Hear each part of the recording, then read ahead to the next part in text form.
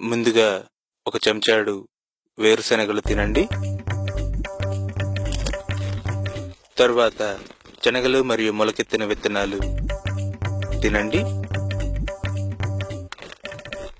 తర్వాత పచ్చటి పాలకూర నమలండి.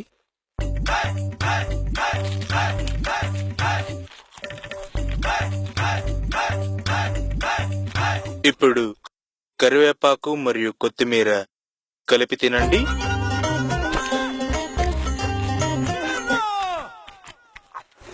కరకరలాడే కాకరకాయలు కొరికి తినండి. ఇప్పుడు లేత మునక్కాడలు తినకండి. రియాక్షన్ వల్ల అవయవాలు స్తంభించి రక్తం కక్కుని చచ్చిపోయేదానికి ఆస్కారం ఉంది. ఓ నీ అబ్బా ఎంత సోగానే చెప్పే దరిద్రుడా, ఇంకోసారి నీ ప్రోగ్రాం చూసి చెప్పు. వస్తావు